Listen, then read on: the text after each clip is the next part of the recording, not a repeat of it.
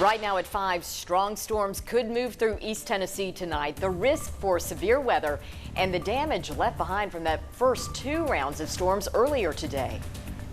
A chorus, silent for 17 years, is about to unload its wild symphony across East Tennessee. Cicadas will soon surface from our yards when we can expect to see and hear hundreds of millions on our doorstep.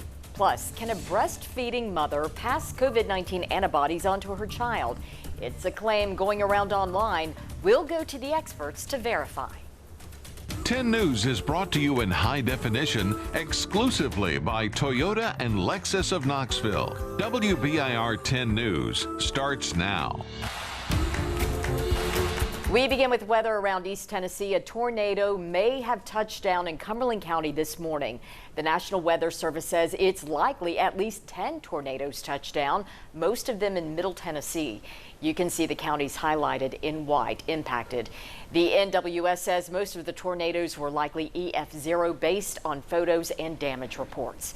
Now, parts of East Tennessee are dealing with high water after the heavy rain. This is a live look from Sevier County, and yes, you see that road right there, pretty much covered, and that car going straight through it. We saw a similar scene in Blount County as well. Water ponding in the street and flowing downhill in the southern part of the county after showers and storms there as well. To Oak Ridge now, storms damaged power lines, snapping one of them in 2. The heavy rain and strong wind also knocked down trees.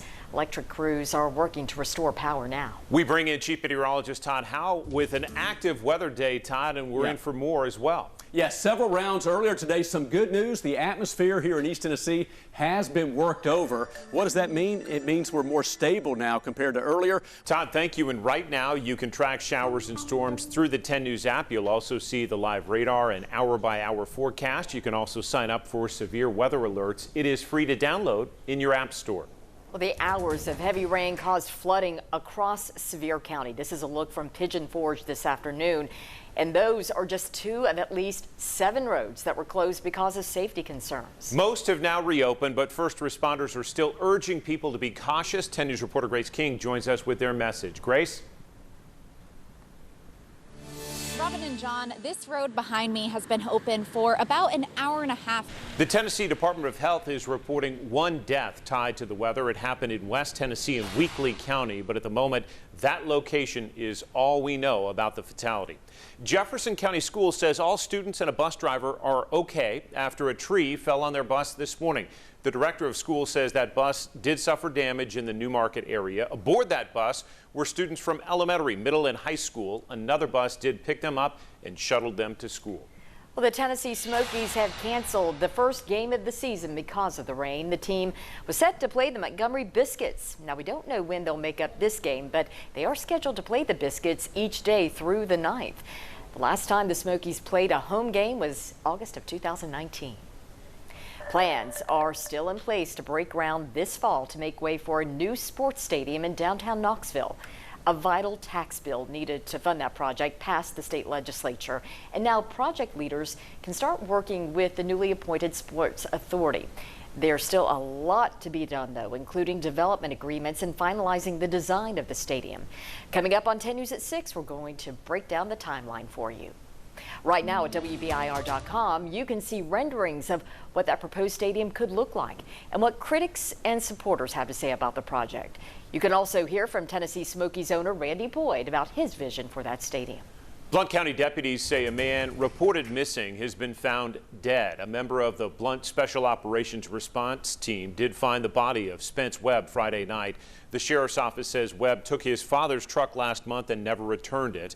Deputies say the truck was involved in a hit-and-run crash on Lamar Alexander Parkway about a week later. On Thursday, they found the truck in Wallen with Webb's wallet and other belongings inside. A police officer in Bristol, Virginia faces a murder charge after an officer-involved shooting. Jonathan Brown has been indicted in the death of Jonathan Kohler. Virginia State Police say it happened back on March 30th at the Roadway Inn. Investigators say the shooting victim drove a vehicle toward the officer. That officer is now out of jail on a $25,000 bond. He is suspended without pay and awaiting the results of an internal investigation. A Greene County man is accused of crashing a stolen vehicle and leaving a 4-month-old helpless before running away. Sullivan County deputies say Johnny Thornburg was driving a vehicle stolen from Indiana when he wrecked it on Sunday. Authorities say he left the child in the car and they later found him hiding in a construction site, then arrested him. First responders took the child to the hospital, and they say the Department of Children's Services is looking into this case. 3 mobile vaccine vans will help more people get vaccinated in Northeast Tennessee. Those vans will travel through 8 counties in the region. They're funded by $500,000 grants from Blue Cross Blue Shield. The goal is to set them up at churches, retirement homes, even parks, to make it as easy as possible for people to get their shot. The reason why we came up with this idea is we want life as we used to know it to get back to normal as quickly as possible and as safely as possible. And to do this, people need to get vaccinated so they can go about our lives, and businesses can have patrons in them again, and restaurants can fully open to the public. The vans will roll out later this month and will travel the region through October. Today, President Joe Biden set a new target for reaching herd immunity this summer. NBC's Alice Barr has a look at that goal and how the White House plans to reach it. Mayor Glenn Jacobs says his budget won't raise taxes in Knox County. His proposed budget is $42 million more than the current year. Of every dollar spent, roughly 60 cents will go to schools, amounting to $542 million. It also includes a 5% raise for most deputies in Knox County. Their starting salary is $35,000. Property owners haven't seen a tax increase in more than 2 decades, and they won't this year either. We keep taxes low so that businesses can reinvest and grow, and so that families can keep the fruits of their hard work. We prioritize things that augment and complement the awesome wealth creation power of the free enterprise system: safe neighborhoods, quality infrastructure, and excellent education and workforce training. If Knox County approves the budget, again, that's commission that will have to approve it. It will take effect July 1st. Right now, 17-year cicadas are emerging from the ground around East Tennessee. Erin Archer sent us this video of cicadas in northwest Knox County. She found them on trees, and some made themselves home on her hand and her foot as well. Now, if you haven't seen or heard any just yet, you will soon, coming up at 5:30. Find out just how loud these bugs can get, plus when you can expect to see them en masse. Now, we want to see your cicada photos. Just show them to us. When the bug invasion invades your life, send your photos to 865-637-1010, and you may just see them right here on WBIR. Monroe County Schools is looking for feedback about where to spend stimulus money. The district wants feedback from families and people across Monroe County. The district received $11,000 in CARES Act money.